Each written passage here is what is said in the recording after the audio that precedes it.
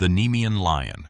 The story of the Nemean Lion is the first in Agatha Christie's thrilling series where she masterfully intertwines Hercule Poirot's detective brilliance with the legendary Labours of Hercules. First published in the late 1930s, this series showcases Christie's fascination with mythology and her genius for embedding timeless themes within her mystery narratives. By setting Poirot's cases against the backdrop of ancient myths, she not only elevates his intellectual prowess but also deepens the symbolic layers of each case, making them more than just detective stories. They become a fascinating fusion of myth and mystery. This unique approach allows Christie to blend classic detective fiction with historical and literary allusions, making her storytelling richer and more immersive for the reader. Poirot's adventures, framed through this mythological lens, take on an almost legendary quality. His cases are not just puzzles to be solved, but challenges worthy of a modern-day Hercules himself. Hercule Poirot's apartment. Hercule Poirot's living space was a testament to modern elegance, sleek, gleaming with polished chromium, and meticulously arranged. His taste for precision was evident in every detail, from the symmetrical placement of chairs to the pristine condition of his beloved furnishings. Sitting precisely in the center of one such chair was Poirot himself, immaculate, composed, and exuding an air of supreme confidence. Across from him, however, sat an entirely different figure. Dr. Burton, Fellow of All Souls, was the very embodiment of chaos. Plump and disheveled, his white hair stood in a thatch-like mess, and his round face radiated a jovial, wheezy amusement. He sipped Poirot's prized Chateau Mouton Rothschild, his presence already a disruption to Poirot's well-ordered world. Ashtrays were placed strategically around the room, yet Dr. Burton, with an almost supernatural ability, managed to scatter tobacco ash everywhere but inside them. "Tell me," Burton began, his voice rich with curiosity. "Why Hercule?" Poirot, ever composed, tilted his head slightly. "You mean my Christian name?"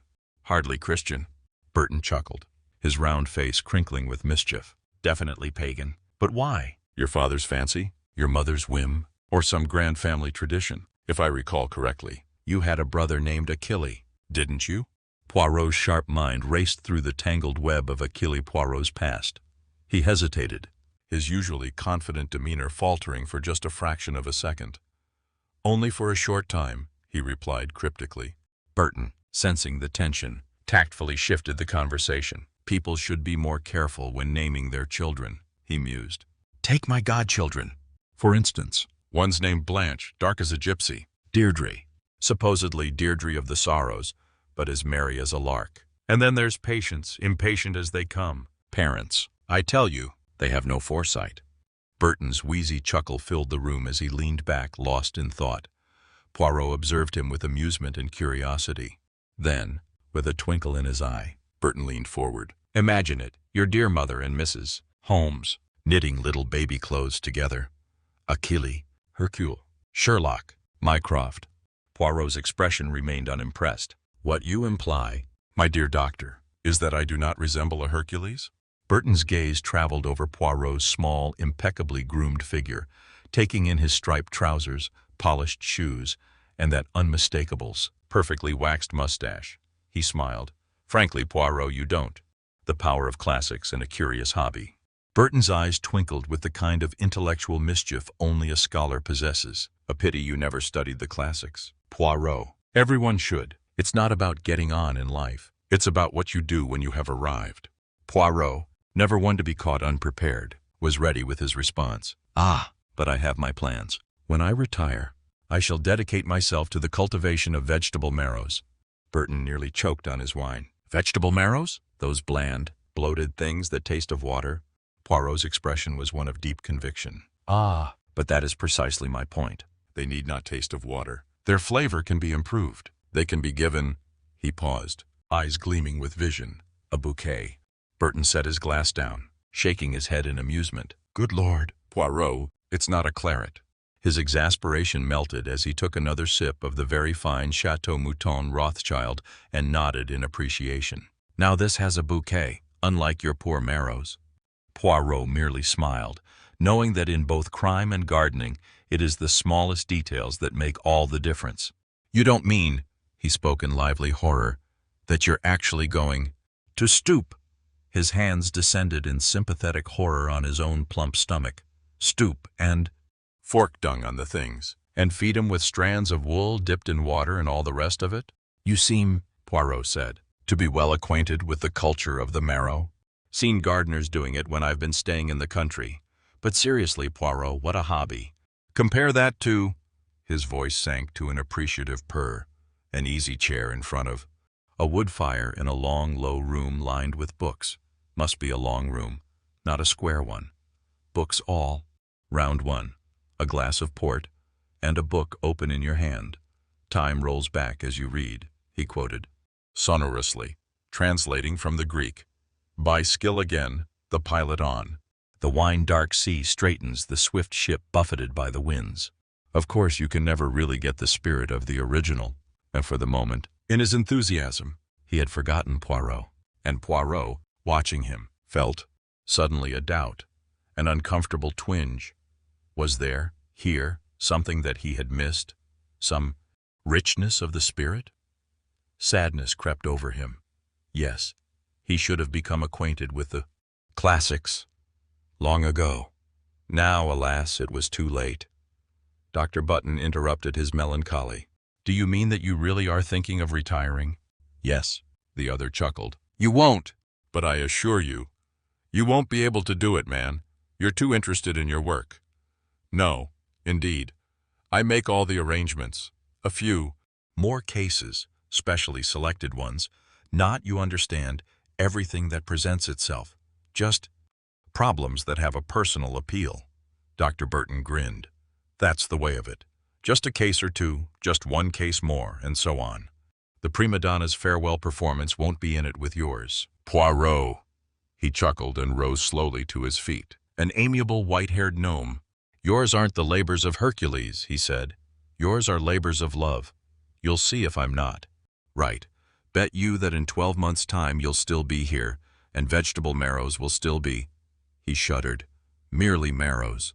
Taking leave of his host, Dr. Burton left the severe rectangular room. He passes out of these pages not to return to them. We are concerned only with what he left behind him, which was an idea. For after his departure, Hercule Poirot sat down again slowly like a man in a dream, and murmured, The Labours of Hercules. Mais oui, c'est une idée. Ça.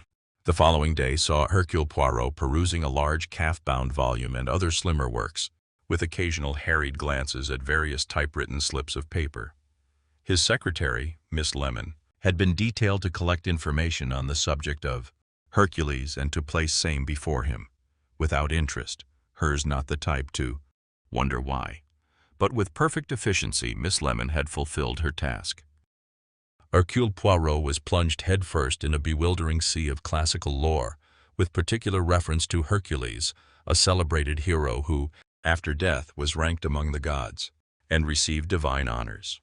So far so good, but thereafter, it was far from plain sailing. For 2 hours Poirot read diligently, making notes, frowning, consulting his slips of paper and his other books of reference. Finally, he sank back in his chair and shook his head. His mood of the previous evening was dispelled. What people? Take this Hercules, this hero indeed. What was he but a large, muscular creature of low intelligence and criminal tendencies? Poirot was reminded of one Adolphe Durand, a butcher, who had been tried at Lyons in 1895, a creature of ox-like strength who had killed several children.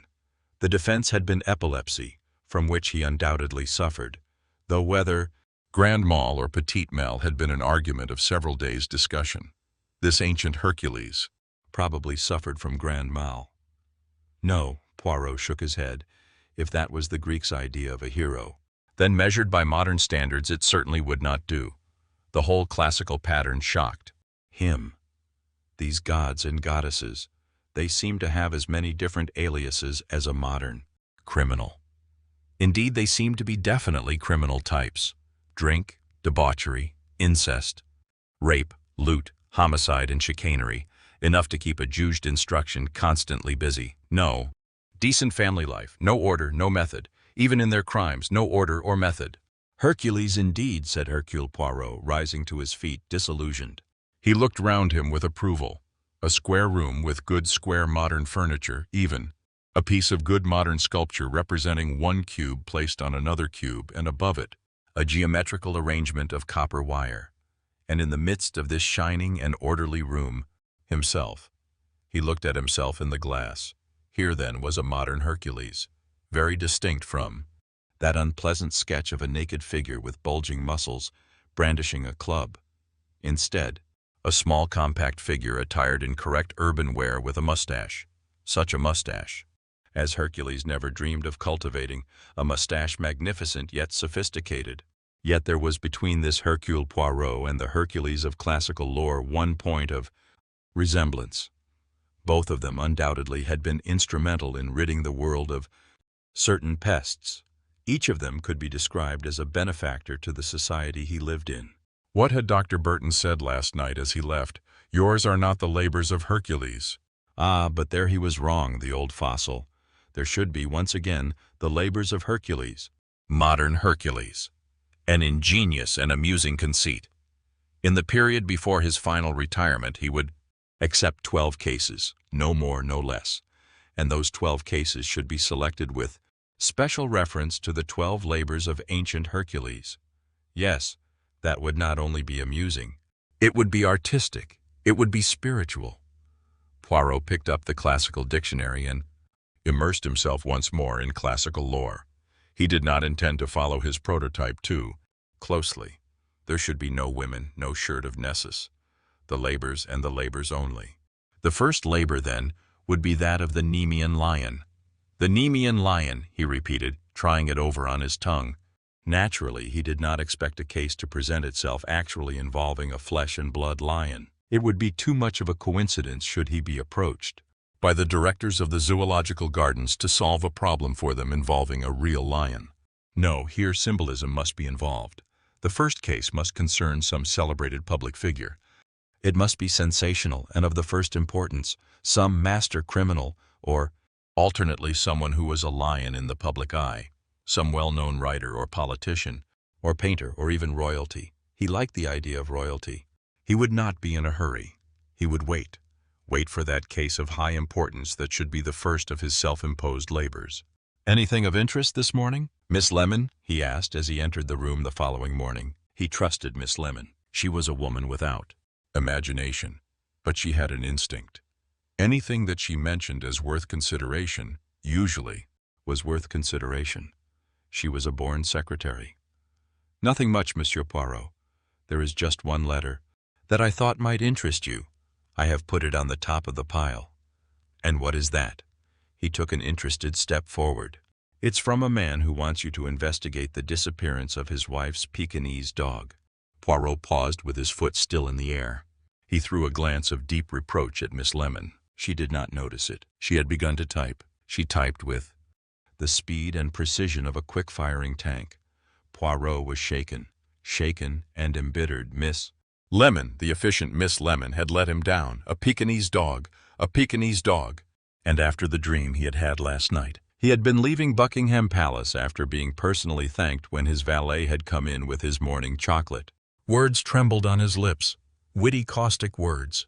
He did not utter them because Miss Lemon, owing to the speed and efficiency of her typing, would not have heard them. With a grunt of disgust, he picked up the topmost letter from the little pile on the side of his desk. Yes, it was exactly as Miss Lemon had said. A city address, a curt businesslike unrefined demand. The subject, the kidnapping of a Pekinese dog, one of those bulging-eyed, over-pampered pets of a rich woman. Hercule. Poirot's lip curled as he read it. Nothing unusual about this. Nothing out of the way but yes. In one small detail, Miss Lemon was right. In one small detail, there was something unusual. Hercule Poirot sat down. He read the letter, slowly and carefully. It was not the kind of case he wanted. It was not the kind of case he had promised himself. It was not in any sense an important case. It was supremely unimportant. It was not, and here was the crux of his objection, it was not a proper labor of Hercules. But unfortunately he was curious. Yes, he was curious. He raised his voice so as to be heard by Miss Lemon above the noise of her typing. "Ring up this Sir Joseph Hawgan," he ordered, "and make an appointment for me." to see him at his office as he suggests. As usual, Miss Lemon had been right. I'm a plain man, M. Poirot, said Sir Joseph Hoggen. Hercule Poirot made a non-committal gesture with his right hand. It expressed, if you chose to, take it so, admiration for the solid worth of Sir Joseph's career and an appreciation of his modesty in so describing himself. It could also have conveyed a graceful deprecation of the statement. In any case, it gave no clue to the thought then uppermost in Hercule Poirot's mind, which was that Sir Joseph certainly was, using the term in its more colloquial sense, a very plain man indeed. Hercule Poirot's eyes rested critically on the swelling jowl, the small pig eyes, the bulbous nose, and the close-lipped mouth. The whole general effect reminded him of someone or something, but for the moment he could not recollect who or what it was. A memory stirred dimly. A long time ago. In Belgium, something surely to do with soap. Sir Joseph was continuing. No frills about me, I don't beat about the bush. Most people, Monsieur Poirot, would let this business go, write it off as a bad debt and forget about it. But that's not Joseph Hoggen's way. I'm a rich man, and in a manner of speaking, £200 is neither here nor there to me. Poirot interpolated swiftly. I congratulate you. Eh? Sir Joseph paused a minute. His small eyes narrowed themselves still more. He said sharply, that's not to say that I'm in the habit of throwing my money about. What I want I pay for. But I pay the market price, no more. Hercule Poirot said, You realize that my fees are high? Yes. Yes. But this, Sir Joseph looked at him cunningly, is a very small matter. Hercule Poirot shrugged his shoulders. He said, I do not bargain. I am an expert. For the services of an expert you have to pay. Sir Joseph said frankly, I know you're a tip-top man at this sort of thing. I made inquiries and I was told that you were the best man available. I mean to get to the bottom of this business and I don't grudge the expense. That's why I got you to come here. You were fortunate, said Hercule Poirot. Sir Joseph said, again. Exceedingly fortunate, said Hercule Poirot, firmly. I am, I may say so without undue modesty, at the apex of my career. Very shortly I intend to retire, to live in the country, to travel occasionally to see the world. Also, it may be, to cultivate my garden, with particular attention to improving the strain of vegetable marrows. Magnificent vegetables, but they lack flavor. That, however, is not the point. I wished merely to explain that before retiring I had imposed upon myself a certain task. I have decided to accept 12 cases, no more, no less. A self-imposed Labours of Hercules, if I may so describe it. Your case, Sir Joseph, is the first of the 12. I was attracted to it, he sighed, by its striking unimportance. Importance, said Sir Joseph. Unimportance was what I said. I have been called in for varying causes, to investigate murders, unexplained deaths, robberies, thefts of jewelry. This is the first time that I have been asked to turn my talents to elucidate the kidnapping of a Pekinese dog. Sir Joseph grunted. He said, You surprise me. I should have said you'd have had no end of women pestering you about their pet dogs. That certainly, but it is the first time that I am summoned by the husband in the case. Sir Joseph's little eyes narrowed appreciatively. He said, I begin to see why they recommended you to me. You're a shrewd fellow. Mr. Poirot. Poirot murmured, If you will now tell me the facts of the case. The dog disappeared. When? Exactly a week ago. And your wife is by now quite frantic, I presume. Sir Joseph stared. He said, You don't understand. The dog has been returned. Returned? Then, permit me to ask, where do I enter the matter? Sir Joseph went crimson in the face. Because I'm damned if I'll be swindled. Now then, Mr. Poirot, I'm going to tell you the whole thing. The dog was stolen a week ago, nipped. In Kensington Gardens, where he was out with my wife's companion. The next day my wife got a demand for £200. I ask you, £200 for a damned yapping little brute. That's always getting under your feet anyway. Poirot murmured, You did not approve of paying such a sum. Naturally. Of course I didn't, or wouldn't have if I'd known anything about it. Millie, my wife, knew that well enough. She didn't say anything to me. Just sent off the money in £1 notes as stipulated to the address given.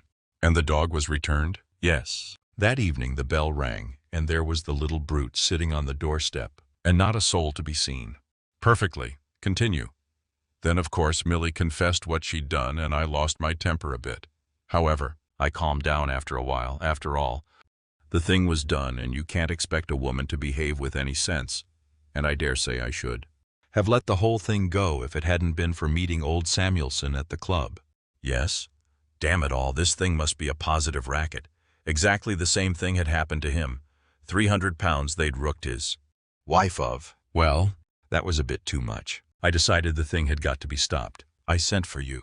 But surely, Sir Joseph, the proper thing, and a very much more inexpensive thing, would have been to send for the police?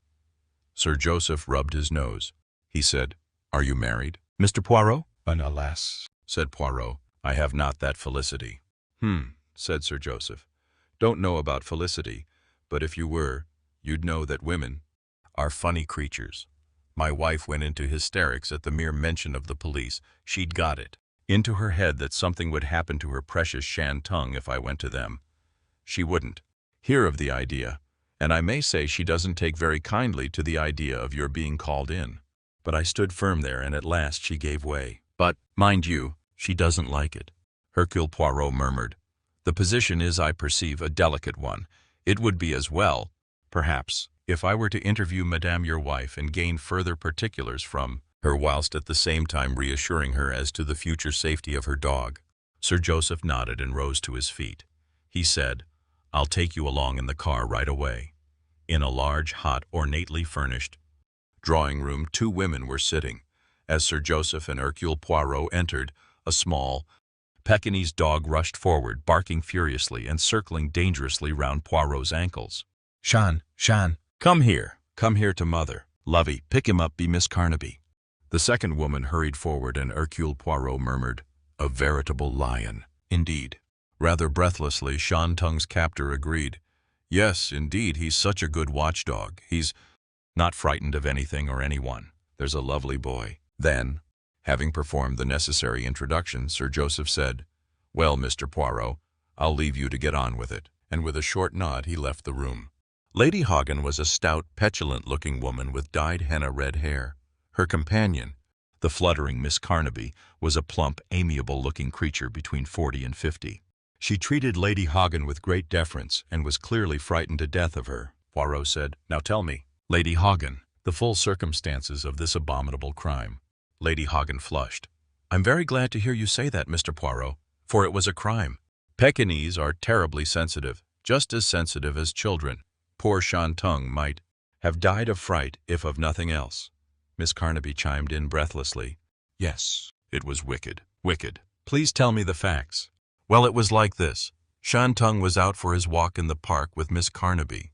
"Oh, dear me, yes, it was all my fault," chimed in the companion. "How could I have been so stupid, so careless?" Lady Hagen said acidly. "I don't want to reproach you, Miss Carnaby, but I do think you might have been more alert." Poirot transferred his gaze to the companion. "What happened?" Miss Carnaby burst into voluble and slightly flustered speech.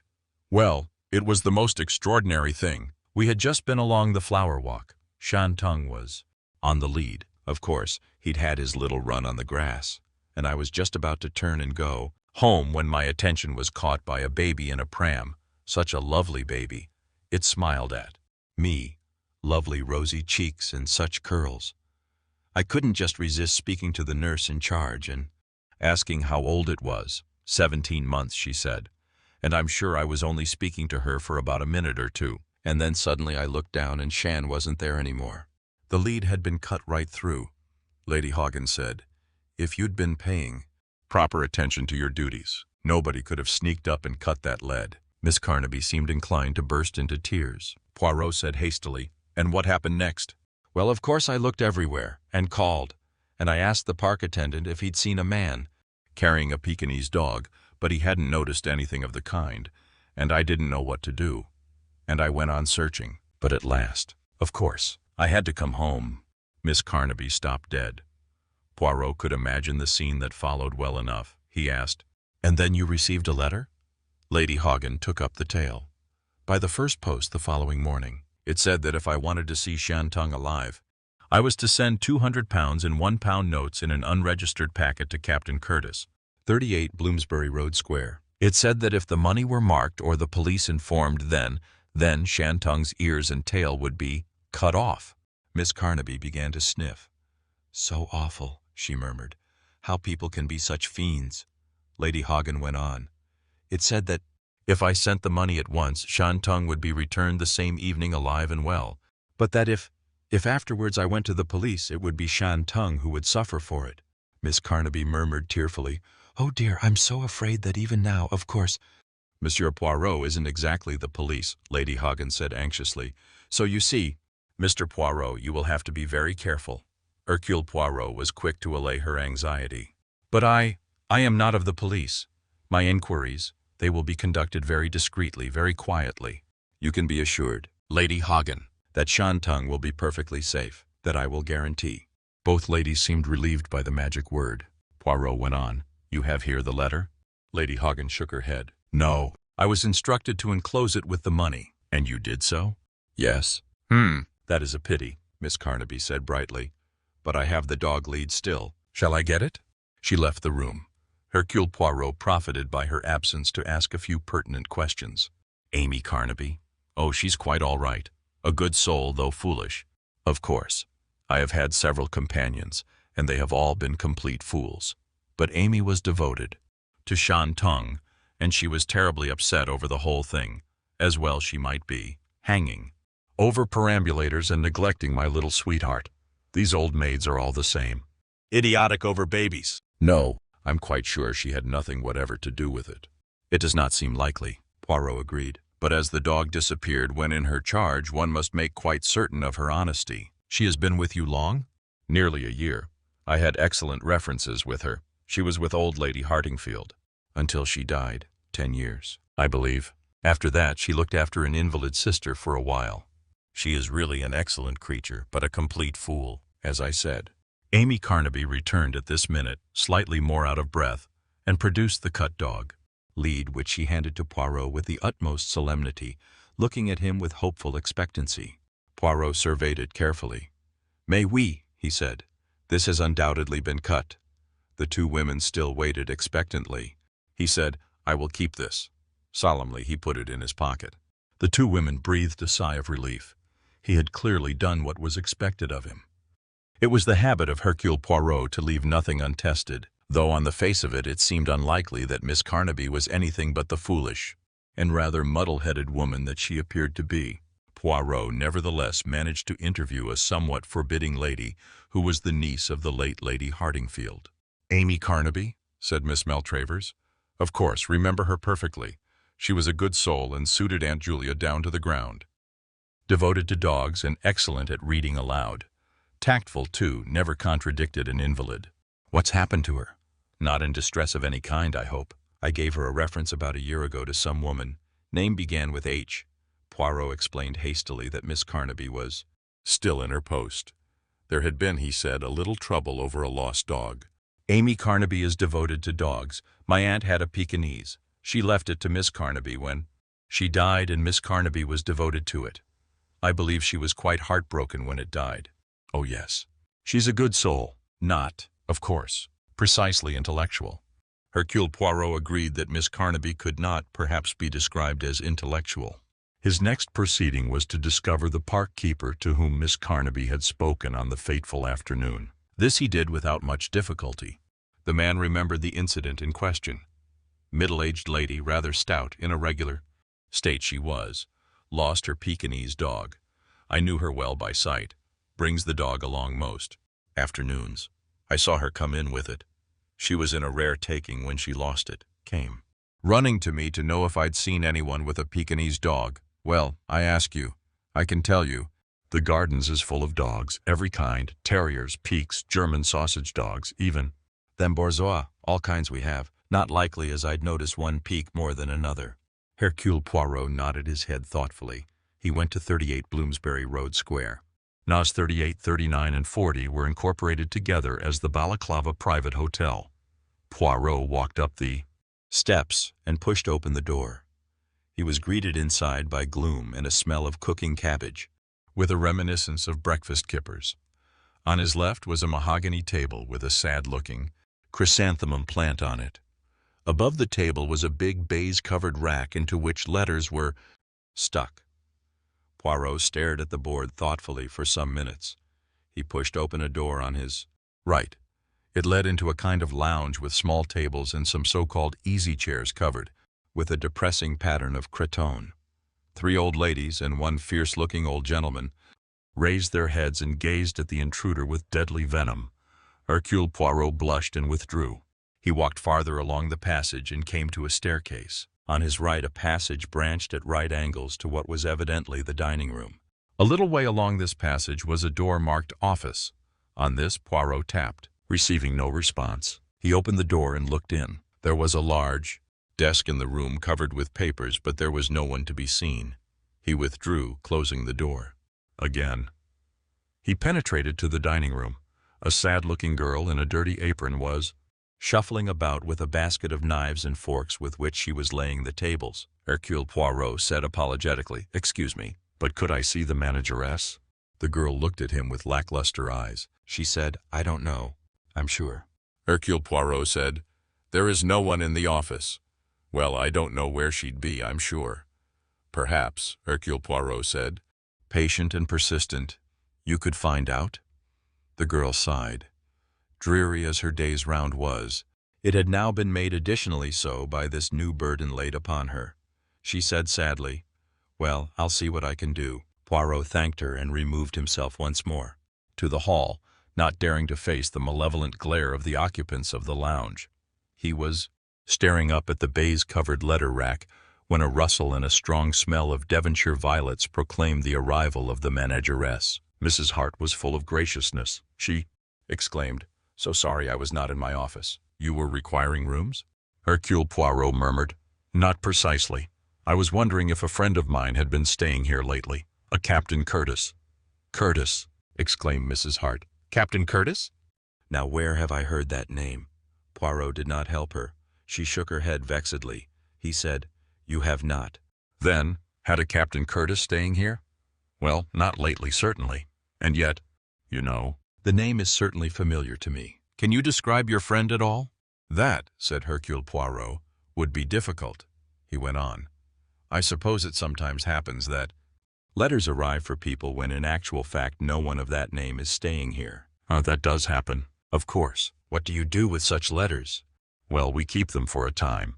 You see, it probably means that the person in question will arrive shortly. Of course, if letters or parcels are a long time here unclaimed, they are returned to the post office." Hercule Poirot nodded thoughtfully. He said, "I comprehend." He added, "It is like this, you see. I wrote a letter to my friend here."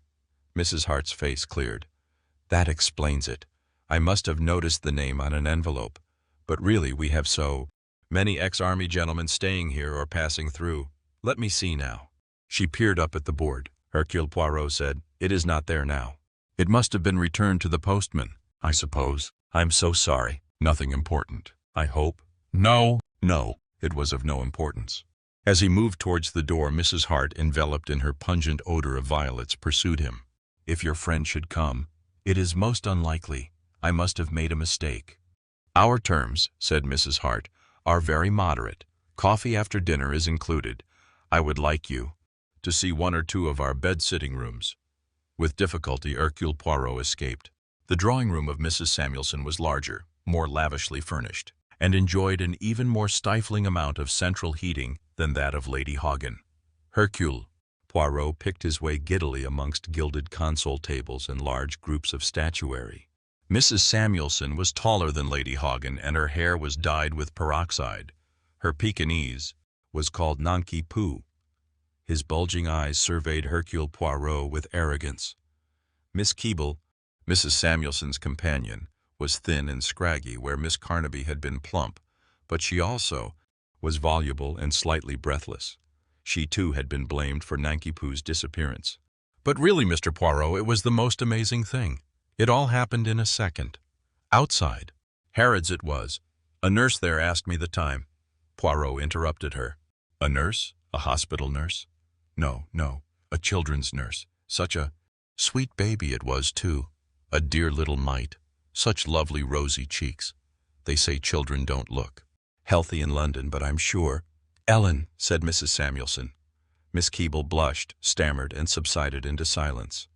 Mrs. Samuelson said acidly, and while Miss Keble was bending over a perambulator that had nothing to do with her, "This audacious villain cut Nanki Poo's lead and made off with him."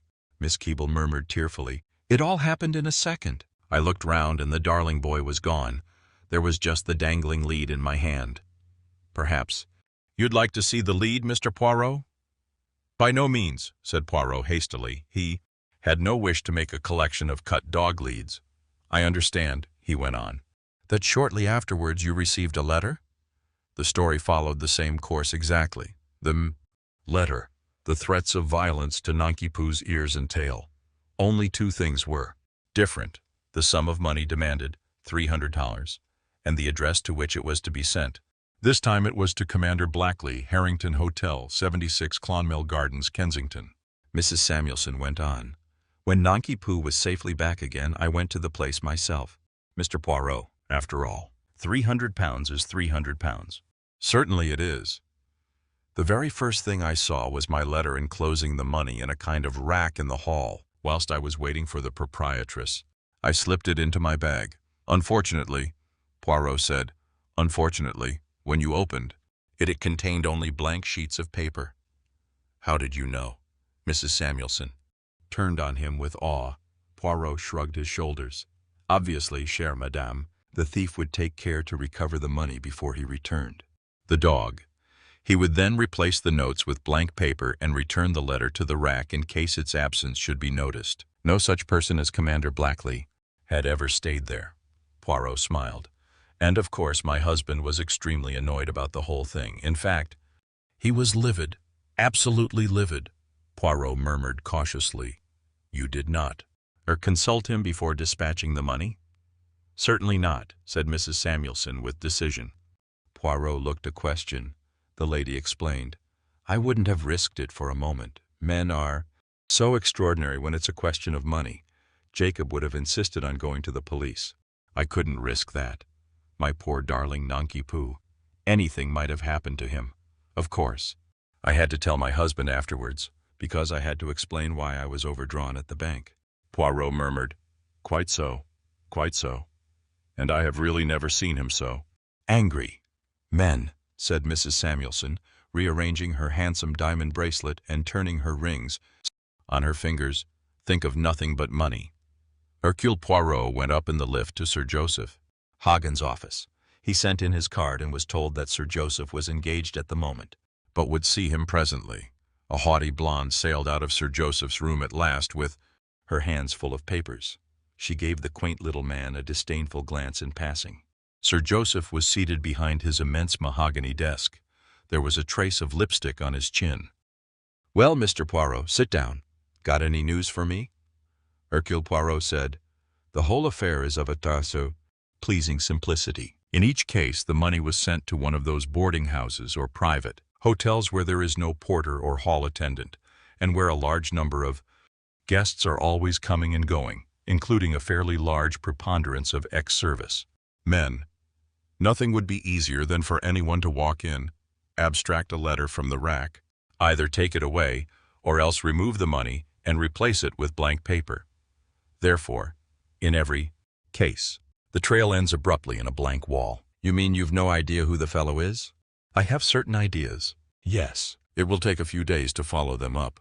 Sir Joseph looked at him curiously. "Good work. Then, when you have got anything to report, I will report to you at your house." Sir Joseph said, "If you get to the bottom of this business, it will be a pretty good piece of work." Hercule Poirot said, "There is no question of failure." "Hercule Poirot does not fail."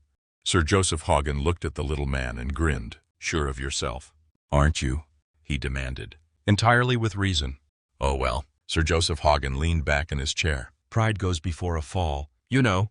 Hercule Poirot, sitting in front of his electric radiator and feeling a quiet satisfaction in its neat geometrical pattern, was giving instructions to his valet and general factotum.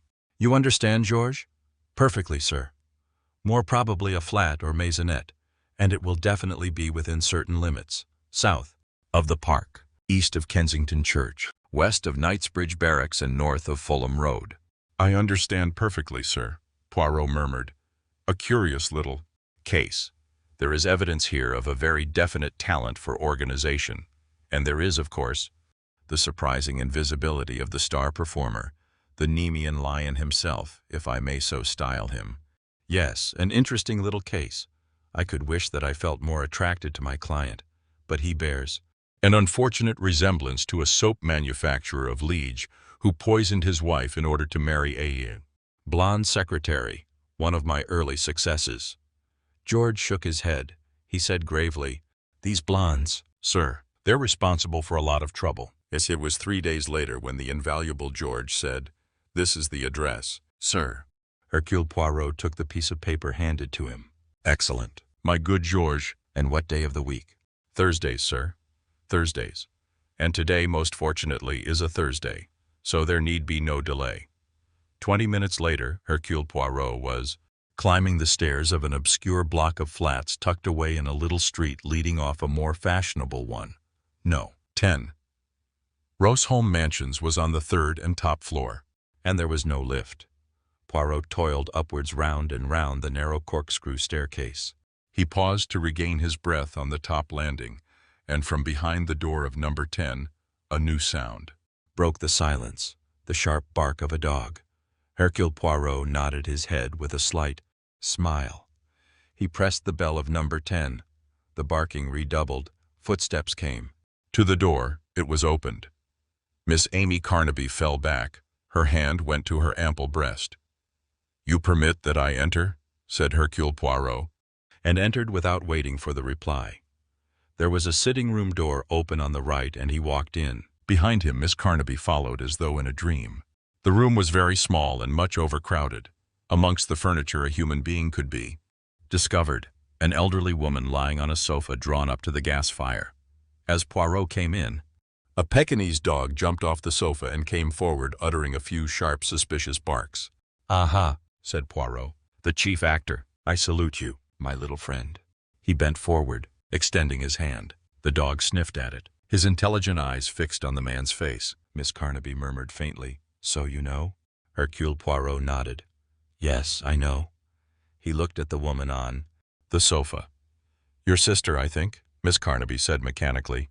"Yes, Emily. This is Mr. Poirot." Emily Carnaby gave a gasp. She said, "Oh." Amy Carnaby said, "Augustus." The Pekinese looked towards her. His tail moved. Then he resumed his scrutiny of Poirot's hand. Again his tail moved faintly. Gently Poirot picked the little dog up and sat down with Augustus on his knee. He said, "So I have captured the Nemean Lion. My task is completed." Amy Carnaby said in a hard, dry voice, "Do you really know everything?" Poirot nodded. "I think so. You organized this business, with Augustus to help you. You took your employee's dog out for his usual walk, brought him here and went on to the park with Augustus. The park keeper saw you with a Pekinese as usual. The nurse girl, if we ever found her, would also have agreed that you had a Pekinese with you when you spoke to her. Then, while you were talking, you cut the lead and Augustus, trained by you, slipped off at once and made a beeline back home. A few minutes later you gave the alarm that the dog had been stolen." There was a pause. Then Miss Carnaby drew herself up with a certain pathetic dignity. She said, "Yes, it is all quite true. I have nothing to say." The invalid woman on the sofa began to cry softly. Poirot said, "Nothing at all, mademoiselle." Miss Carnaby said, "Nothing. I have been a thief, and now I am found out." Poirot murmured, "You have nothing to say in your own defense?" A spot of red showed suddenly in Amy Carnaby's white cheeks. She said, I don't regret what I did. I think that you are a kind man, Mr. Poirot, and that possibly you might understand. You see, I've been so terribly afraid." "Afraid?" "Yes, it's difficult for a gentleman to understand, I expect. But you see, I'm not a clever woman at all, and I've no training, and I'm getting older, and I'm so terrified for the future. I've not been able to save anything. How could I with Emily to be cared for? And as I get older and more incompetent, there won't be anyone who wants me. They'll want somebody young and brisk. I've known so many people like I am. Nobody wants you, and you live in one room, and you can't have a fire or any warmth and not very much to eat. And at last you can't even pay the rent of your room. There are institutions, of course, but it's not very easy to get into them unless you have influential friends, and I haven't. There are a good many others situated like I am, poor companions, untrained, useless women with Nothing to look forward to but a deadly fear. Her voice shook. She said, and so, some of us got together and I thought of this. It was really having Augustus that put it into my mind. You see, to most people, one Pekinese is very much like another, just as we think the Chinese are. Really, of course, it's ridiculous. No one who knew could mistake Augustus for Nanki, Pu or Shantung or any of the other peaks. He's far more intelligent for one thing, and he's much handsomer, but as I say, to most people a peak is just a peak, Augustus put it into my head. That, combined with the fact that so many rich women have Pekinese dogs, Poirot said with a faint smile. It must have been a profitable racket. How many are there in the gang? Or perhaps I had better ask how often operations have been successfully carried out. Miss Carnaby said simply, Shantung was the 16th. Hercule Poirot raised his eyebrows. I congratulate you. Your organization must have been indeed excellent. Emily Carnaby said, Amy was always good at organization. Our father, he was the vicar of Kellington in Essex, always said that Amy had quite a genius for planning. She always made all the arrangements for the socials and the bazaars and all that. Poirot said with a little bow, I agree. As a criminal, mademoiselle, you are quite in the first rank. Amy Carnaby cried, a criminal! Oh dear, I suppose I am. But it never felt like that. How did it feel? Of course, you are quite right. It was breaking the law. But you see, how can I explain it? Nearly all these women who employ us are so very rude and unpleasant. Lady Hagen, for instance, doesn't mind what she says. To me. She said her tonic tasted unpleasant the other day and practically accused me of tampering with it. All that sort of thing. Miss Carnaby flushed. It's really very unpleasant. And not being able to say anything or answer back makes it rankle more, if you know what I mean. I know what you mean, said Hercule Poirot. And then seeing money frittered away so wastefully, that is upsetting. And Sir Joseph, occasionally he used to describe a coup he had made in the city, sometimes something that seemed to me, of course, I know I've only got a woman's brain and don't understand finance, downright dishonest. Well, you know, M. Poirot, it all unsettled me, and I felt that to take a little money away from these people who really wouldn't miss it and hadn't been too scrupulous in acquiring it, well, really it hardly seemed wrong at all. Poirot murmured, a modern Robin Hood. Tell me, Miss Carnaby, did you ever have to carry out the threats you used in your letters? Threats? Were you ever compelled to mutilate the animals in the way you specified? Miss Carnaby regarded him in horror. Of course. I would never have dreamed of doing such a thing. That was just an artistic touch. Very artistic. It worked.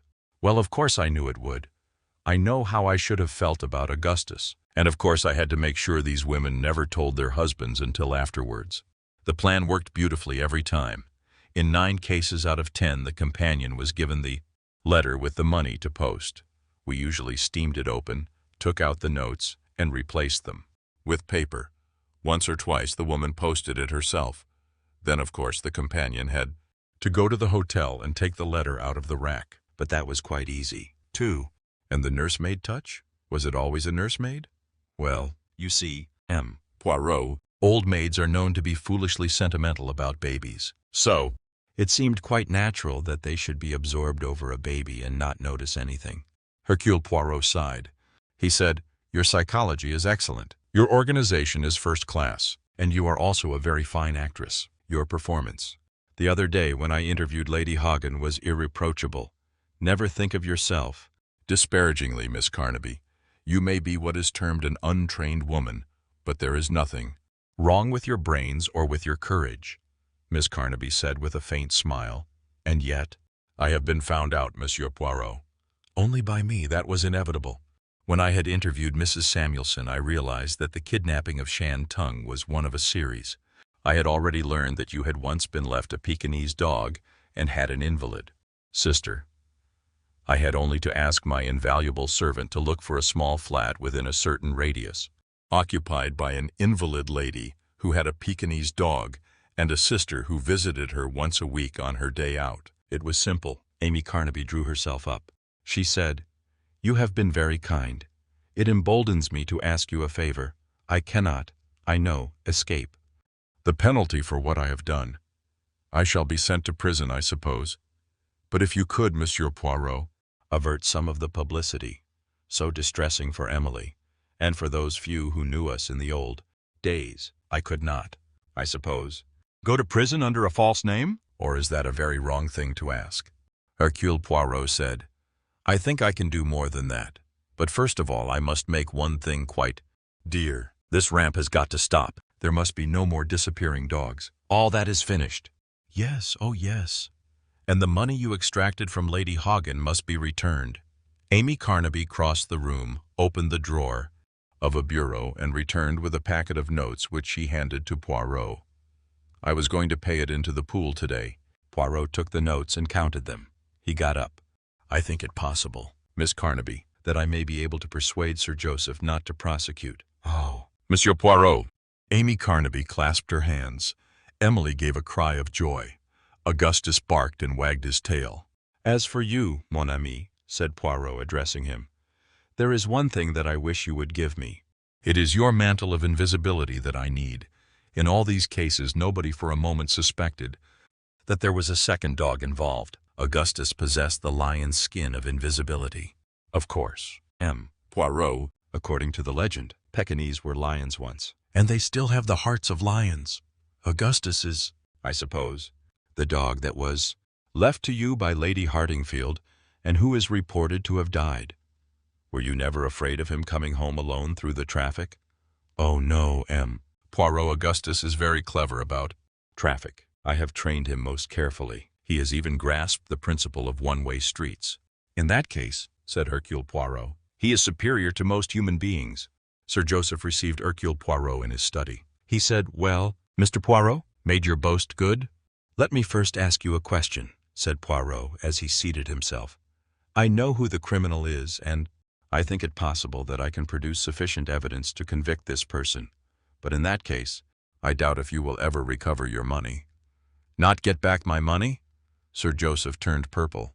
Hercule Poirot went on, "But I am not a policeman. I am acting in this case solely in your interests. I could, I think, recover your money intact if no proceedings were taken." "Eh?" said Sir Joseph. "That needs a bit of thinking about. It is entirely for you to decide. Strictly speaking, I suppose you ought to prosecute in the public interest. Most people would say so." "I dare say they would," said Sir Joseph sharply. "It wouldn't be their money that had gone west. If there's one thing I hate, it's to be swindled. Nobody's ever swindled me and got away with it." "Well then, what do you decide?" Sir Joseph hit the table with his fist. "I'll have the brass. Nobody's going to say they got away with 200 pounds of my money." Hercule Poirot rose, crossed to the writing table, wrote out a check for 200 pounds and handed it to the other man. Sir Joseph said in a weak voice, "Well, I'm damned!" "Who the devil is this fellow?" Poirot shook his head. "If you accept the money, there must be no questions asked." Sir Joseph folded up the check and put it in his pocket. "That's a pity. But the money's the thing." "And what do I owe you?" "Mr. Poirot?" "My fees will not be high. This was, as I said, a very unimportant matter." He paused and added, "Nowadays nearly all my cases are murder cases." Sir Joseph started slightly. "Must be interesting," he said. "Sometimes. Curiously enough, you recall to me one of my early cases in Belgium. Many years ago, the chief protagonist was very like you in appearance. He was a wealthy soap manufacturer. He poisoned his wife in order to be free to marry his secretary. Yes, the resemblance is very remarkable." A faint sound came from Sir Joseph's lips. They had gone a queer blue color. All the ruddy hue had faded from his cheeks. His eyes, starting out of his head, stared at Poirot. He slipped down a little in his chair. Then, with a shaking hand, he fumbled in his pocket. He drew out the check and tore it into pieces. "That's washed out, see? Consider it as your fee." "Oh, but, Sir Joseph, my fee would not have been as large as that." "That's all right. You keep it." I shall send it to a deserving charity." "Send it anywhere you damn well like." Poirot leaned forward. He said, "I think I need hardly point out, Sir Joseph, that in your position You would do well to be exceedingly careful, Sir Joseph said, his voice almost inaudible. You needn't worry. I shall be careful, all right. Hercule Poirot left the house. As he went down the Steps, he said to himself. So, I was right. Lady Hoggins said to her husband. Funny. This tonic tastes quite different. It hasn't got that bitter taste anymore. I wonder why. Sir Joseph growled. Chemist. Careless fellows. Make things up differently different times. Lady Hoggins said doubtfully. I suppose that must be it. Of course it is. What else could it be? Has the man found out anything about Shantung? Yes. He got me my money back all right. Who was it? He didn't say. Very close fellow. Hercule Poirot. But you needn't worry. He's a funny little man, isn't he? Sir Joseph gave a slight shiver and threw a sideways glance upwards as though he felt the invisible presence of Hercule Poirot behind his right shoulder. He had an idea that he would always feel it there. He said, he's a damn clever little devil. And he thought to himself, Greta can go hang. I'm not going to risk my neck for any damn platinum blonde. Oh. Amy Carnaby gazed down incredulously at the check for £200. She cried, Emily, Emily, listen to this. Dear Miss Carnaby, allow me to enclose a contribution to your very deserving fund before it is finally wound up. Yours very truly, Hercule Poirot. Amy, said Emily Carnaby. You've been incredibly lucky. Think where you might be now. Wormwood Scrubs? Or is it Holloway? Murmured Amy Carnaby. But that's all over now, isn't it? Augustus? No more walks to the park with mother or mother's friends and a little pair of scissors. A faraway wistfulness came into her eyes. She sighed. Dear Augustus. It seems a pity. He's so clever. One can teach him anything. A peaceful countryside estate turns into a crime scene when a brilliant doctor is found dead by the pool. Who did it? And why? Even Poirot may struggle to solve this case. The hollow was as quiet as a tomb, nestled on the edge of the sprawling countryside, where time seemed to slow as if the very earth was holding its breath. Lady Lucy Anquetel's estate, with its sprawling gardens and towering trees, was a place that could easily slip into the background of life's greater mysteries. It was, to the casual observer, a home of peaceful eccentricity. Yet, within those ivy-covered walls, secrets whispered louder than the wind that rustled through the leaves. For this weekend, Lady Lucy had invited a peculiar group of guests to join her for Sunday lunch, a select few with their own histories and habits, all intertwined by unspoken connections and unresolved tensions. The air was thick with a strange mix of cordiality and unspoken words, as polite conversation barely skimmed the surface of what each guest truly thought or felt. Dr. John Christo was among them, a man of considerable intellect, but whose eyes carried a deeper burden. There was something restless about him, something untold. As he stood by the fire, speaking to Lady Lucy with an air of half-hearted enthusiasm, his gaze would occasionally flicker toward Veronica Cray, the actress whose beauty was as well known as her charm. She had that look, that ability to hold a room with a mere smile. But to John, there was something far more dangerous in her presence, a reminder of an attraction he should have long since forgotten. As the evening deepened, the guests slowly drifted to their respective corners of the hollow, some to retire early, others to linger in their thoughts. Veronica, with her effortless grace, was the last to leave the main hall.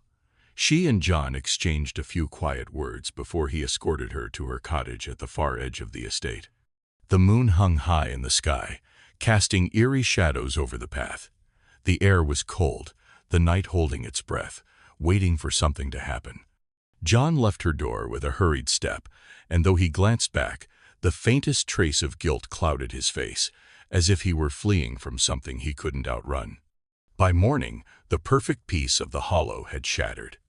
The pool, a serene reflection of the garden just hours before now, lay blood-stained under the rising sun. Dr. Christo's body lay sprawled across the stones, a crimson stain spreading across the clear blue waters. His wife, Gerda, stood at the edge, her face pale with shock, her hands trembling as they gripped the cold steel of a pistol. Her eyes were fixed on her husband's body, but it was the way she stood there frozen, motionless, that sent a shiver down the spine. And then there was the unmistakable presence of Hercule Poirot, who, invited for Sunday lunch, had arrived just in time to witness the most absurdly perfect crime scene he had ever encountered. It was almost as if someone had arranged the murder with painstaking care, an unnatural tableau of violence that no one could deny was more than it appeared. Poirot stood there, his gaze shifting from Gerda's trembling form to the blood-stained waters, and then to the house, where the shadows seemed to stretch further than they should. There was no sign of panic, no rush of excitement. No, Poirot knew better. The game had just begun. Cliffhanger ending. As Poirot's gaze shifted to the gun in Gerda's hand, his mind worked feverishly. Why was she holding it so tightly? Was she the killer, or was there more to this picture than met the eye? Poirot took a step forward, his fingers lightly brushing his mustache, his eyes narrowing as the pool's bloodied surface shimmered in the early light. But as he moved closer to question Gerda, a sudden sound behind him, rustling from the shadows, caught his attention. Who else was here? And what did they know? A chilling realization struck. This was no ordinary murder. The pieces of the puzzle were only beginning to reveal themselves. The investigation begins. Poirot stepped gingerly into the garden, his sharp eyes scanning the scene with a calmness that only he could possess. The pool, now tainted by the dark stain of blood, glistened under the muted rays of the early morning sun. The luxurious surroundings of the hollow, where the previous evening had been spent in idle chatter, now felt eerily out of place. The guests, who had so recently appeared carefree, now seemed like statues caught in the aftermath of a tragedy. A tragedy that was not just a crime but a performance, too perfectly staged, too orchestrated for it to be a mere accident. He glanced down at the lifeless body of Dr. John Christo, his face contorted in an expression that seemed both of shock and recognition. His dying words echoed in Poirot's mind with an odd, lingering resonance. Henrietta. It was not just a name, there was something more to it. A plea? A warning? Poirot's mind worked swiftly, as it always did, piecing together the mystery from the smallest of clues. Lucy Anquetel stood a few feet away, her hand trembling ever so slightly as she held a cigarette in the other hand. She appeared calm, too calm for someone whose weekend had been interrupted by murder. There was a hollowness in her eyes, as if she were seeing something beyond the bloodied pool, beyond the horror unfolding before her. Poirot turned his gaze to the others. Henrietta Savernake, the sculptor, had her arms crossed tightly against her chest, a distant look in her eyes, as though the scene had not yet registered with her.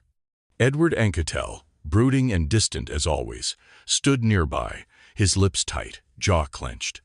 His gaze flickered briefly to Henrietta, but then quickly moved away. And then there was Gerda. The poor woman, standing in shock, holding the gun in her hands, as though she had just woken from a bad dream. Her eyes were wide, pupils dilated, as she stared at the blood-stained pool, the weapon clutched in her shaking fingers. Her expression was a mix of fear, confusion, and something else, something almost too raw to name. Poirot's mind was already racing, but he knew better than to rush to conclusions. The theater of it all, John's dying words, the gun in Gerda's hand, the strange calmness of the others was too perfect, too convenient. There was a lie here, a hidden truth wrapped in layers of deception. Poirot spoke softly, almost to himself, as he examined the scene. How curious, he muttered, his eyes narrowing. How very curious indeed. The guests gathered around, each one seemingly as shocked as the next. Yet, as Poirot questioned them, a strange unease began to creep in. They were all speaking in perfect unison, each giving a version of events that seemed too rehearsed, too practiced. "Did you see anything, Madame Anquetel?" Poirot inquired, his voice light, almost teasing. Lucy's answer was as expected. "No, nothing at all, Hercule. I was in the sitting room, talking with Veronica. I heard nothing, saw nothing." Poirot nodded, his gaze never leaving her face. "And you, Mademoiselle Savernake?" Henrietta looked up, startled, as though she had been pulled from a reverie. Her response was quick, perhaps too quick. "Tu was in the workshop, in the back. I didn't hear anything until I came outside and saw the others gathered here." Her eyes darted toward Edward, then quickly moved away. Poirot studied her for a moment, then shifted his attention to Edward. "And you, Monsieur Anquetel?" Edward's reply was curt. his jaw tight. I was reading inside. I heard a gunshot and came out immediately. But I didn't see any, just Gerda standing by the pool with the gun. Poirot's eyebrows rose ever so slightly. Strange, very strange. No one saw anything conclusive. Gerda, who had been silent until now, finally spoke, her voice trembling. I didn't mean to. It wasn't me, Poirot. I swear, I didn't. Poirot raised a hand, silencing her, though his expression remained kind. Ah, Mademoiselle Christie, I do not doubt your words, but I wonder if it wasn't you, then who? Each of their stories was beginning to unravel, just slightly, like a tapestry being pulled at the edges. Inconsistencies, faint contradictions, things that did not align. Why was it that none of them had seen anything but all were so certain of their alibis? Why was it that Henrietta, who seemed to know nothing of the crime, kept casting furtive glances at Edward? Why did Lucy seem to have no true emotional response to the murder, while Gerda, the most likely to be shaken by the events, appeared to be hiding something? Poirot's mind raced, each new question adding layers to the puzzle. It wasn't just the crime that perplexed him. It was the coldness in the air, the subtle glances exchanged, the unspoken truths hanging like a veil over the scene. As Poirot turned to look at the group again, something struck him. The clock in the hall chimed, its sound oddly fitting, distant and cold, like the shadow of something ominous. Hall chimed, its sound oddly fitting, distant and cold, like the shadow of something ominous. And then, as Poirot looked over the garden once more, he spotted something in the corner of his eyes, tiny detail that no one else seemed to have noticed. It was a shadow behind the garden shed, a movement too quick to be natural.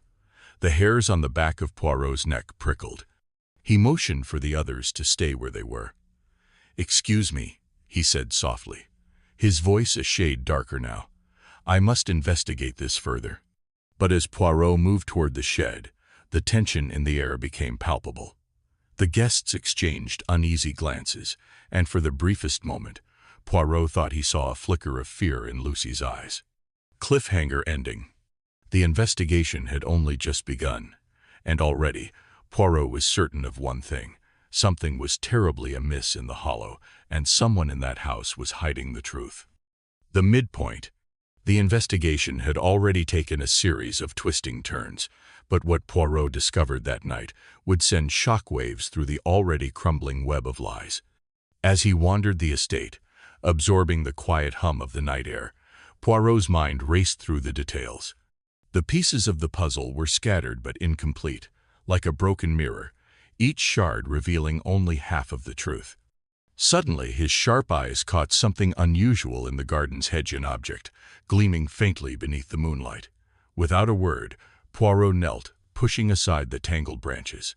There, hidden in the thick undergrowth, lay a pistol, the cold metal gleaming against the greenery. Poirot's mind began to whirl with the implications of this new discovery. How had this weapon remained unnoticed for so long? And more importantly, why was it so carefully concealed? His fingers ran over the cool steel, and he noted the absence of fingerprints, a fact that left him uneasy. Someone had been careful, too careful. But what struck him most was the caliber of the gun. It didn't match the weapon initially presumed to be the murder weapon, the one Gerda had been holding by the poolside. This weapon was smaller, more precise. Who could have planted it here, and why? Poirot's mind raced through the possibilities. Could it be a deliberate attempt to mislead him, to divert suspicion away from the real killer? He stared at the gun, his mind calculating each angle. The more he thought about it, the more he realized the investigation was evolving in ways he hadn't anticipated. The case had grown more complex, and the truth more elusive. Meanwhile, Henrietta Savernak's behavior grew more suspicious with every passing hour. Ever since Poirot had questioned her, she had become more closed off, retreating into herself like a bird that could sense danger in the air. Yet, Poirot had witnessed something even more troubling just the night before. While the rest of the house slept, Henrietta had slipped out of the house, her footsteps quiet but purposeful. Following her at a distance, Poirot had observed her making her way toward the workshop, a place she had visited only a few times before. Poirot knew Henrietta's sculpting was more than just an artistic pursuit. It was her way of shaping truths, of molding reality into something that suited her desires. But tonight, as he watched her enter the workshop, he couldn't shake the feeling that her art had become a metaphor for her own Agathan attempt to conceal guilt and manipulate perception. The chisel she wielded wasn't just for stone. It was for shaping the narrative, hiding the cracks, and pretending to carve out a perfect world. As the door to the workshop creaked shut, Poirot's eyes narrowed. There was something about her behavior that seemed calculated. The suspicion that had been building in his mind for days now took root. Was Henrietta hiding something? Was her art a mask, a shield to keep the truth buried beneath layers of clay? The more Poirot observed, the more he understood that the family at the Hollow was playing a much more intricate game than he had first realized. As he walked past the windows, he saw Lady Lucy speaking in hushed tones with Edward, her voice low, her hands clasped tightly as if holding onto a secret. They were carefully orchestrating a misdirection. He could feel it in the air. But to what end? Who were they protecting, and why? Poirot's mind grew heavy with the realization that there was a grand design unfolding before him. But who was the mastermind pulling the strings? The more he tried to uncover, the more he felt as though he was being led in circles, a pawn in someone's twisted game. It was becoming clear that the family was not as innocent as they appeared. They were hiding something darker than a simple murder, a carefully planned ruse to shield someone from the consequences of their actions. The intensity in the room grew with each passing moment. Poirot's heart beat faster as he turned over the newest clues in his mind. Each new discovery felt like a piece of a much larger puzzle that would require every ounce of his famed little gray cells to solve. And then, just as Poirot was about to take the next step in unraveling the tangled mess, he heard it. A soft creak of the door, the unmistakable sound of a footstep, then a sudden rustle from the shadows. Poirot's eyes darted towards the corner of the room, where a figure stood motionless, half concealed in the gloom. Cliffhanger ending. Who was watching him? Before he could react, the figure slipped away into the night, leaving nothing behind but a lingering sense of dread. Poirot's pulse quickened. What had they seen? Had they been listening all along? The game had just changed. The suspects. The guests at the Hollow, each one an enigma, a puzzle piece whose edges did not quite fit together. They were all ostensibly innocent, and yet, as Poirot observed them, there was something in their eyes, in their posture, in the tension of their words that betrayed their carefully constructed facades. The walls of this country estate, once a sanctuary of peace, now seemed to echo with hidden fears and unspoken secrets. Gerda Christou stood in the corner of the drawing room, her face pale, hands clasped tightly together. She was the perfect picture of a devoted wife, meek, gentle, the kind of woman whose very nature seemed to defy the notion of violence. She had a soft voice, a soft smile, and a soft presence. Nothing about her suggested a woman capable of murder. Yet as Poirot studied her, his sharp mind picked up on the small inconsistencies. The way she avoided eye contact, the way her hands trembled just slightly as she clasped them, the way she seemed so utterly helpless yet so perfectly positioned to be an accomplice. Madame Christou, Poirot began, his voice light but probing. Your husband's death such a tragedy, non? You loved him, did you not? Gerda's eyes welled with tears as she nodded, her lips trembling. Of course I did. But I did not want this. I couldn't hurt him. Yet Poirot noticed something in her expression that unsettled him, a shadow of guilt, perhaps, buried beneath her grief. There was more to Gerda than her soft-spoken demeanor allowed one to believe. Was she hiding something, or was she truly as fragile as she appeared? The question lingered in Poirot's mind. Poirot turned his attention to Henrietta Savernac. The sculptor stood by the window, her posture perfect, proud, almost regal. Her face was calm, but there was an unmistakable air of conflict around her. She had been one of the last to see Dr. Christou alive, and her relationship with him, Poirot knew, was far from innocent. There had been rumors of love, of jealousy, of a lingering bond that neither time nor circumstance had managed to sever. But why? Poirot wondered. Had she not said a word about the pain in her heart, the sharp pang of betrayal that surely must have followed John's death? Why had she spoken nothing of her feelings for the man who had evidently been torn between two women, Gerda and Henrietta herself? Madame Savernac, Poirot asked, his eyes narrowing slightly. You were close to Dr. Christie, yes. You were seen together last night, returning from the gardens. Tell me, what exactly transpired between you? Henrietta shifted, her lips curling into a tight, almost imperceptible smile, as though amused by the question. We spoke, as one does. Nothing of importance, I assure you. But Poirot's eyes did not miss the way her fingers curled into the hem of her dress, the way her posture stiffened ever so slightly. There was more to her answer than she was letting on. Was Henrietta hiding her true feelings, or was there a deeper motive for her aloofness? Poirot suspected that Henrietta had a far more complex relationship with the truth than she was willing to admit. Poirot's gaze then fell upon Lady Lucy Anquetil, standing apart from the others, her sharp eyes gleaming with a peculiar amusement. She was eccentric, yes, but she was also keenly intelligent, with an ability to read people that bordered on the uncanny. And yet, there was something unsettling about her, something that didn't quite fit the charming persona she projected. The way she played the fool, only to outsmart those around her. The way she seemed to know far more than she let on. Lucy was a woman of contradictions, eccentric, yet shrewd, aloof, yet incredibly perceptive. And today, she was the picture of composed elegance, her demeanor untouched by the tragedy that had unfolded before her. As Poirot questioned her, he noted the strange calmness in her voice, the casual way she spoke of the murder as if it were nothing more than a minor inconvenience. Lady Lucy, Poirot said, his eyes glinting. You are, of course, an old friend of Dr. Christie. Tell me, did you see anything unusual last night? Lucy's smile was as enigmatic as ever. She gave a slight shrug, a gesture so casual it might have been rehearsed. Nothing, Poirot. I saw nothing unusual, as you say. Just a pleasant evening among friends. But Poirot's gaze sharpened. He had caught a glimpse of something as she reached into her basket of eggs. Something metallic, a glint of silver beneath the layers of straw. And when her hand emerged from the basket, Poirot could have sworn he saw the outline of a pistol hidden within it. A pistol!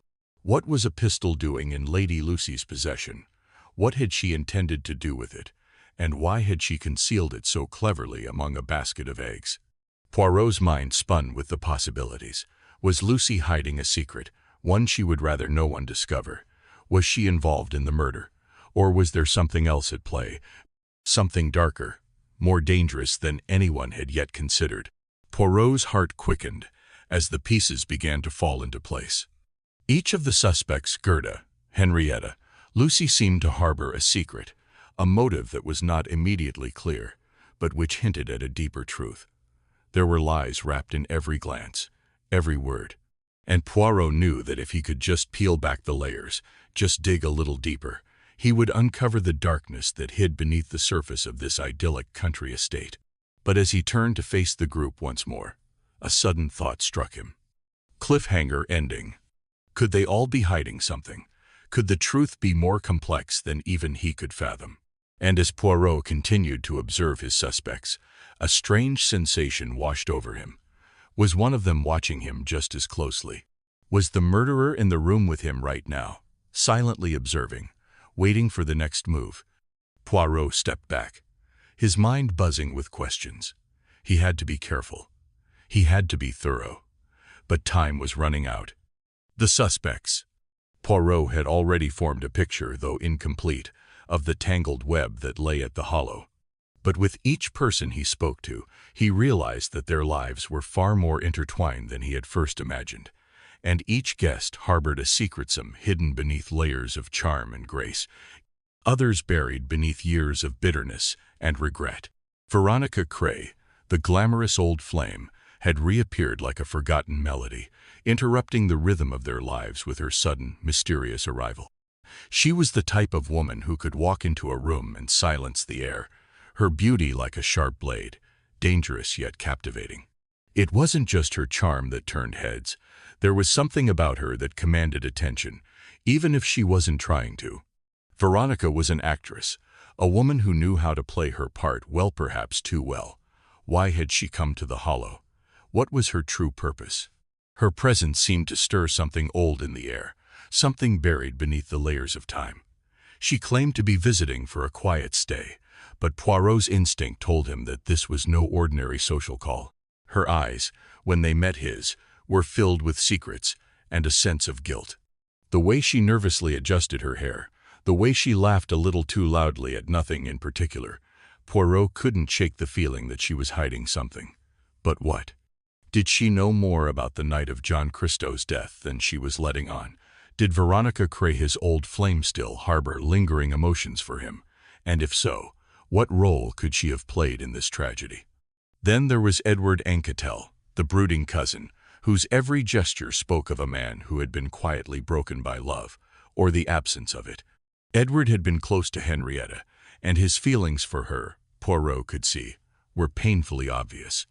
The way his eyes lingered on her, the way he spoke to her, with that undercurrent of something unsaid, was the mark of a man in torment. His love was unrequited, his devotion unreturned, and his resentment towards those who had her affection ran deep. But there was something more beneath his quiet, brooding nature. Something that suggested he might not have been as passive as he appeared. Was his love for Henrietta enough to cloud his judgment? Could his unspoken jealousy have driven him to do something unforgivable? Poirot watched as Edward lingered by the window, his gaze distant, the silence between him and Henrietta growing with every passing second. Was this the silence of longing or the silence of guilt? Poirot suspected there was more to Edward than met the eye. Could he have been pushed too far in his quiet obsession, finally snapping?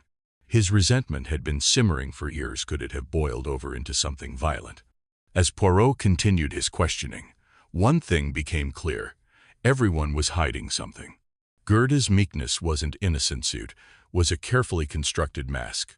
Henrietta's aloofness was a shield against the deep emotional turmoil she carried.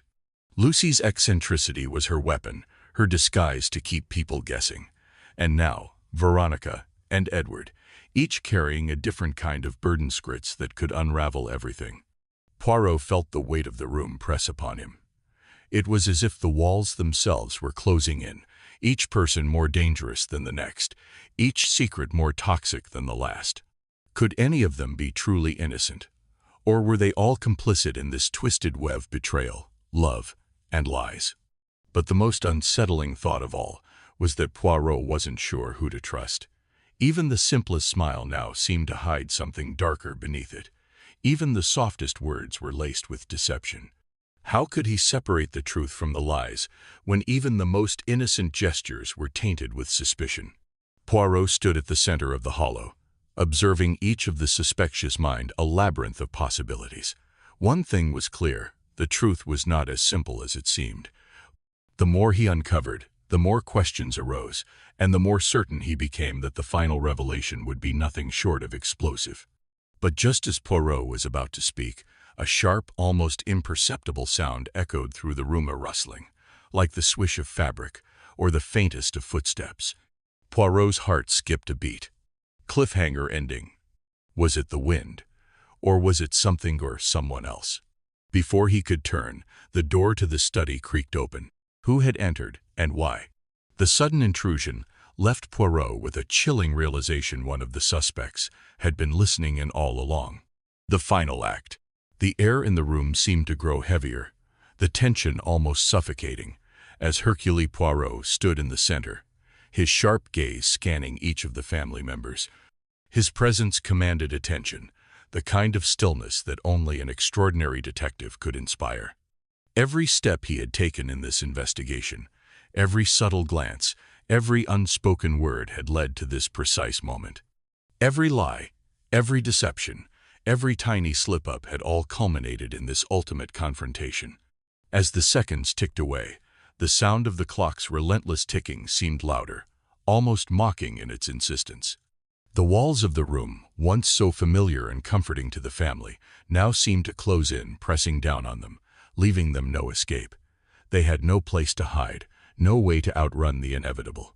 Poirot's eyes moved slowly across the room, resting briefly on each of them. He could almost feel the tremor in the air, a collective unease. They all knew, deep down, that the truth was about to be revealed. There was no way to avoid it now. "Ladies and gentlemen," Poirot's voice broke the silence, calm yet undeniably firm, carrying an air of finality that sent a shiver through the room. "The time has come. The time to uncover the truth, to expose the secrets that have festered within these walls for far too long. And though you may not want to hear it, you will." His words hung in the air like a verdict, a promise. The silence that followed was thick, pressing in on everyone in the room. Not a single person moved, not a breath was drawn. Even the faintest rustle seemed too loud. The family exchanged nervous glances, their fingers twitching, their palms slick with the cold sweat of guilt. And then Poirot's eyes locked on Gerda. Her face, pale and composed, betrayed nothing. But Poirot saw it, the subtle tightening of her jaw, the slight tremor in her hands. She was trying to hold it together, but the fear was there. She knew the moment had come, and she knew the net was closing in. Poirot took a step forward, the sound of his polished shoes echoing through the room like a drumbeat. "I have studied the evidence," he continued, his voice unwavering. "Examined every detail, every moment of this case. The pistol found by the pool, the conflicting testimonies, the strange behavior that we all saw, the alibis that didn't add up, the carefully woven stories, each one designed to mislead, to throw me off the trail. But you see, Gerda, there was one thing you failed to account for." Her breath hitched at the mention of her name, but she held her ground, meeting his gaze with a defiant stare. Poirot's eyes never left hers, his expression unreadable, though there was a hint of triumph in the set of his jaw. The murder weapon, placed so carefully by the pool, it was meant to divert attention, to lead us astray. But that was just a diversion. The real deception was something far more intricate, far more sinister. And you, Gerda, are at the center of it all. Gerda's composure cracked, just for a moment. Her fingers clenched into fists at her sides, and her lips parted as though to speak, but no words came. Poirot's eyes never wavered from her face. He could feel the weight of the truth settling on her shoulders, crushing her under the sheer force of it. "You thought you could escape it," Poirot said, his voice rising with a sharp edge, like the bite of winter air. "But you underestimated the truth. It always has a way of revealing itself, no matter how deep you bury it." A flicker of emotion crossed Gerda's face, fear, perhaps, or regret, but she quickly masked it, her eyes hardening. She knew she was caught. There was no way out. Poirot shifted his gaze to Henrietta, who had been standing off to the side, her posture stiff and her eyes wide. She had been watching the exchange between Poirot and Gerda with a nervous tension, but now her gaze met Poirot's directly. She stepped forward, but her movements were shaky, uncertain. "And you, Henrietta," Poirot said, his voice low but intense, "you were the one who took the final step in this dark, twisted game. It wasn't enough for you to simply discard the weapon, was it? No, you chose to protect Gerda. You chose to shield her from the consequences of her actions. But why? Love, guilt, or perhaps something deeper, something you thought you could hide." Henrietta flinched at the words, her chest rising and falling with shallow breaths. She looked as though she might collapse under the weight of Poirot's scrutiny. Her hands trembled, her eyes filled with tears that threatened to spill over. She opened her mouth to speak, but no sound came. Her body seemed to betray her, frozen in place by the enormity of what Poirot had just said. Poirot softened slightly, his voice growing more measured. "Your loyalty, Henrietta, is both admirable and tragic. But in protecting Gerda, you have sealed your own fate. You cannot outrun the consequences of your choices." Henrietta's shoulders slumped, and for a brief moment she looked like a broken woman. The tears finally fell, and her body trembled as the enormity of Poirot's words took hold of her. She had tried to protect the woman she loved, but now she was trapped by her own actions, unable to escape the truth. The silence in the room was deafening. It was as though time itself had frozen, holding its breath as Poirot's revelations echoed through the air. The family members, once so sure of their innocence, now stood exposed, their carefully constructed facades crumbling around them. The lies, so intricately woven, were no longer enough to shield them from the truth. Just as Poirot began to prepare for the final damning revelation, a sudden sound broke the stillness, a soft creak of floorboards behind him. Poirot's head snapped toward the source, his instincts instantly alert. The hairs on the back of his neck stood up, and his heart skipped a beat. Without a word, the figure appeared in the doorway, a shadow against the dim light from the hall. Poirot's eyes narrowed, searching the shape for any sign of recognition, but before he could react, the figure slipped away, vanishing into the darkness with a quiet grace. The air grew colder in an instant, the dread that had been building now an almost palpable presence.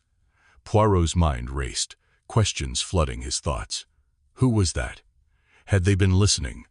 Were they watching all along, knowing that Poirot was getting closer to the truth?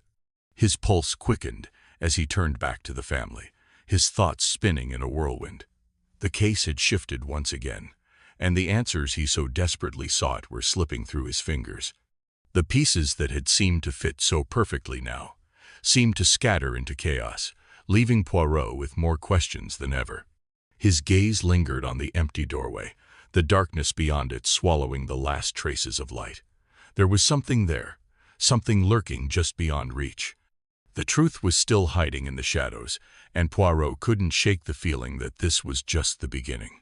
For all his brilliance, for all his methods and his sharp mind, Poirot now found himself questioning everything. The game had changed, the stakes had risen, and one thing was certain: the answers were out there, waiting to be found if only he could uncover them before it was too late. Who had been watching him? As the tension mounted, Poirot's mind raced, wondering who else was involved in the conspiracy, and what they knew. And then, as he turned back to the stunned family, he realized this was no longer just a murder investigation. This was a game of shadows, and the players were far more dangerous than he had ever imagined. The climax. The evening had settled into a heavy, oppressive silence, the kind that only comes when the air is thick with unspoken words and hidden fears. The drawing room was bathed in the soft glow of candlelight, but the shadows cast on the walls seemed to stretch unnaturally, moving like specters that whispered of things long buried. Time had slowed, the ticking of the grandfather clock in the corner the only sound breaking the stillness, as if even it was aware that something monumental was about to happen. The moments hung suspended in the air like a delicate spider's web, waiting for the inevitable disruption. Hercule Poirot stood at the center of the room, his back straight, his hands folded neatly before him, a picture of perfect calmness. Yet beneath the surface, his mind was in motion, sharp as ever, calculating every detail, every nuance of this final act. He had set a trapone so intricate, so delicate, that its success hinged on the slightest of shifts. And now, as he observed the room's occupants, it was clear that they were all unwitting players in his grand design. There, seated at the table, were the suspects Gerda, Henrietta, Edward, Lady Lucy, and Veronica. Each of them sat in silence, unaware that they were mere moments away from the truth being laid bare. The teacups before them, delicate and fine, looked so ordinary, so innocent, but Poirot knew better. In his hands, a cup had been swap-tone containing poison, carefully disguised, meant for Henrietta. But it was Gerda who was about to make the fatal mistake. Poirot had suspected Gerda from the beginning. There was something about her, something hidden beneath the surface of her grief, a dark cunning that had taken root in her soul. She was a woman capable of cruelty, masked by her sorrow and regret, yet still she could not escape the call of her own actions. He had seen it in her eyes, the flicker of guilt, the tightness of her lips when certain names were mentioned. She was the one pulling the strings, though she thought she had outsmarted everyone. But Poirot was always 3 steps ahead. The room was so still now that it felt as though the entire world had paused. Every moment seemed drawn out, as if time itself was holding its breath, waiting for the inevitable. Poirot's gaze swept over the guests one last time. Gerda, her face pale and strained. Henrietta, sitting primly with an air of quiet dignity. Edward, the ever-anxious observer, Lady Lucy, regal, but with the faintest edge of fear in her eyes, and Veronica, who seemed to be trying to hide the anxiety that betrayed her calm demeanor. Poirot's gaze finally settled on Gerda. She sat with her cup raised delicately in her hand, her fingers trembling just slightly, betraying her nerves. The others sipped their tea, unaware of the deadly game unfolding around them. Poirot's sharp eyes never left Gerda as she brought the cup to her lips. Her eyes flickered briefly to Henrietta, who sat a few seats away, her posture stiff, though serene, almost too serene for someone in the midst of such a high-stakes gathering. And in that instant, Poirot knew. Gerda had been preparing to make her move. Poirot had orchestrated the entire scenario, ensuring that Gerda reached for the cup meant for Henrietta. The plan had been simple, yet effective. Gerda's suspicion of Henrietta would cause her to act rashly, and Poirot had counted on it. A test of nerves, a test of fate. Gerda's hand trembled as she raised the cup to her lips. Her gaze lingered on Henrietta once more, and in that moment, Poirot could see her mind working, just as he had predicted.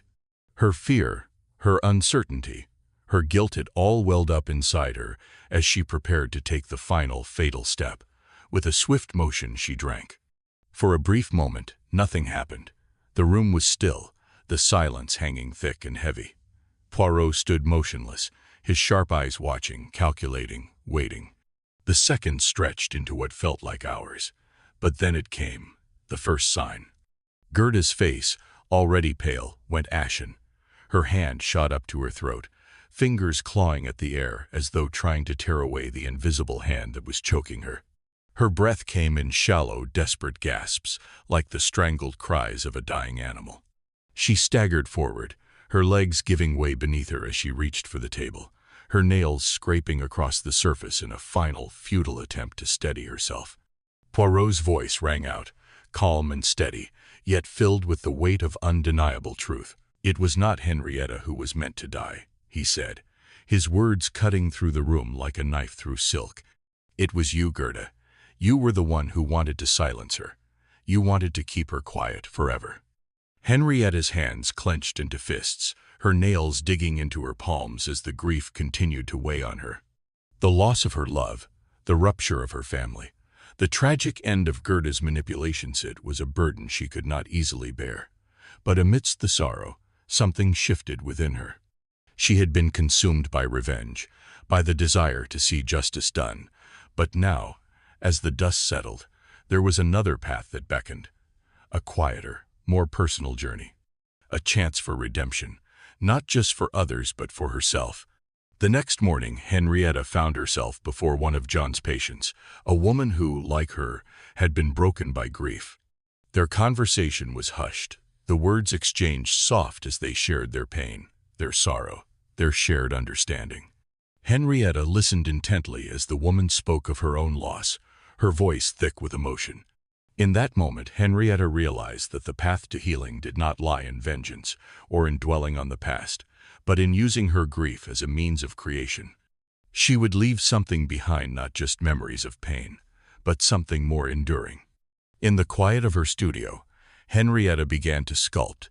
Her hands moved with a quiet determination, shaping the clay as though it were an extension of her own soul. The piece began to take form, an abstract representation of grief, loss, and the consequences of secrets buried too deeply. She titled it Grief, and in its every curve, its every jagged line, Henrietta poured the sorrow that had shaped her life. It was both a memorial and a release, a testament to the pain, yes, but also a symbol of survival, of moving forward. But as the day wore on, a sense of unease crept into the air. Something lingered in the atmosphere, a nagging feeling that this chapter was not truly closed. Henrietta, though lost in her work, couldn't shake the quiet whispers of doubt that stirred in her mind. The past had been revealed, but there was something about Poirot's demeanor that unsettled her. The detective, ever calm, ever watchful, seemed to carry a weight that she couldn't yet understand. She had found her own form of peace, but Poirot had not fully spoken. The camera shifted, closing in on Poirot's face. His once comforting smile had faded, replaced by a look of deep contemplation. His eyes, usually sharp and unyielding, were now clouded with something he could not easily dismiss.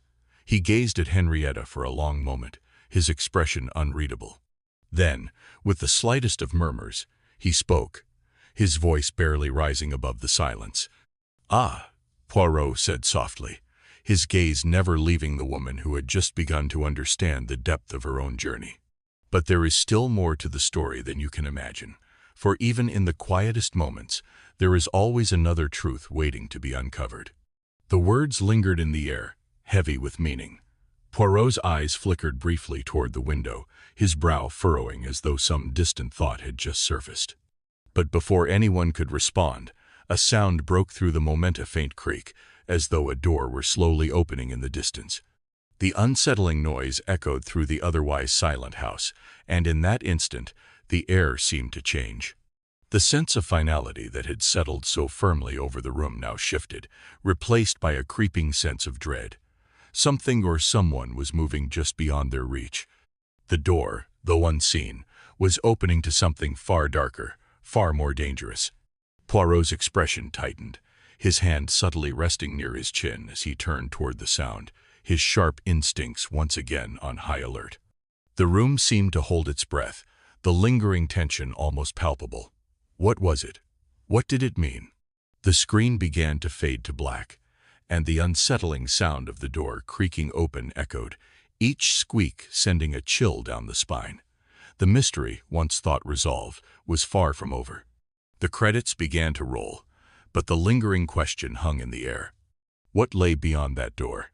The viewers, their hearts pounding, were left in suspense, unable to look away. The resolution they thought they had was nothing more than a fragile illusion, shattered by the promise of something darker yet to come. The story was far from over.